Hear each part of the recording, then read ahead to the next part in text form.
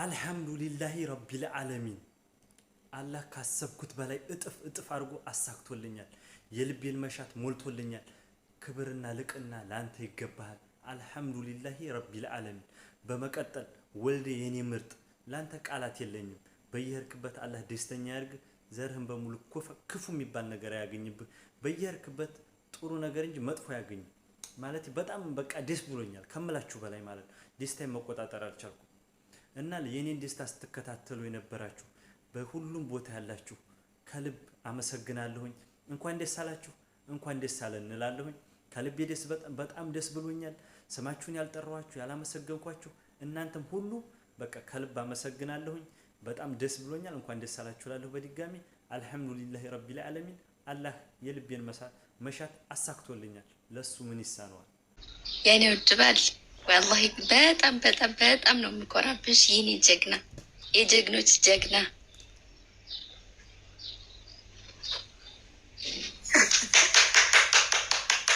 ወዳላ ፈቅራለሁ አትልም፣ እሷ ታፍራለች።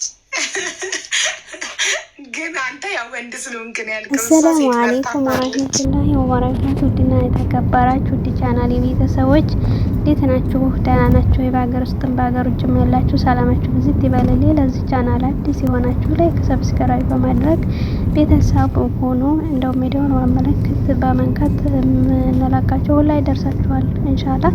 ዛሬ ደስ ያለኝን ነገር ለእናንተም ላካፍላችሁ ብዬ ነው። በጣም ነው ደስ ያለኝ ማለት ነው። በነገራችን ላይ ብዙም ሜዳ ላይ ስለማልዘዋወር ስለማላይ በጣም ደስ ያለኝ ነገር ወንድማችን ማለት ነው። የሰው ደስታ የሚያስደስታችሁ እኔ ደስታዬን ራሱ ለመግለጽ አላውቅም። በጣም ነው ደስ ያለኝና ቪዲዮውን ሳይው እስኪ እናንተ ቪዲዮውን አዳምጡት። የምረን ይሄን ያለውላችሁ አልችልም ማለት ነው። እኔ ልዩ ሴት ስለሆንሽ እኔ ሁሌም ዱዓ የማደርገው ለወንዶች እንዳንቺ አይነት ሚስት እንዲሰጣቸው ነው። እና ሁሌም ወድሻለሁ፣ ሁሌም ማከብርሻለሁኝ። ሁሌም ደግሞ ከጎኔ ስለምትሆኝ ኩራት ነው የሚሰማኝ። በህይወታችሁ ሚስታችሁ ጀግና ብላ ከጠራያችሁ ከዛንተ በላይ በቃ የዓለም ላይ ጀግና የለምና እሷ ለእኔ ማለት ያንናት። በቃ ሰዎች አይችሉም ሲሉ እሷ ደግሞ ትችላለህ ግፋበት እያለች ከልቧ በቃ ከጎኔ ሆና ስታ ጋይስ ምን ማለት እንዳለብኝ አላውቅም። የምር በቃ ምንድነው እኔ የገንዘቡ ጉዳይ አይደለም። ይሄን ያህል እኔም ወላሂ ነው የምላችሁ የገንዘቡ ጉዳይ አልነበረም። በቃ የዚህንም ያህል ያንገበገበኝ ማለት ነው። ግን በቃ እኔ እንጃ እንዳንተ አይነት መልካም ሰው ስላወቅኩ ብቻ እኔ በጣም ከምልህ በላይ ደስተኛ ነኝ።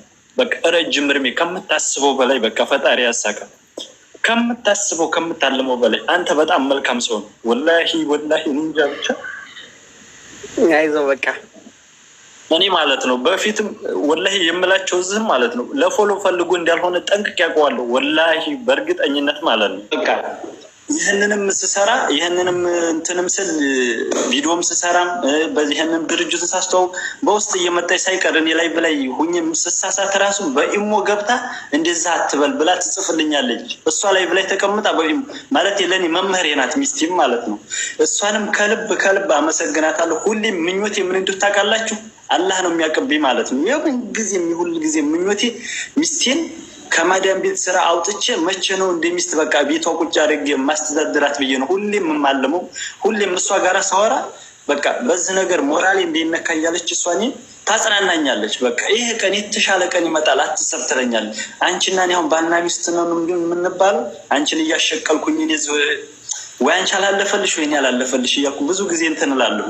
እሷ ብትጠይቅ ቃል በቃል መመለስ የምችለው ግን ማለት እንደሱ አይነት ሚስት ስለሰጠኝ ፈጣሪን አመሰግናለሁ።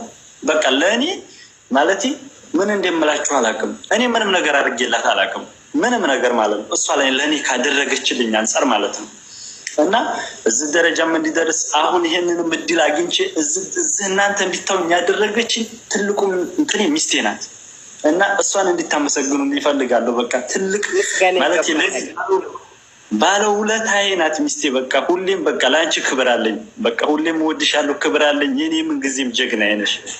እና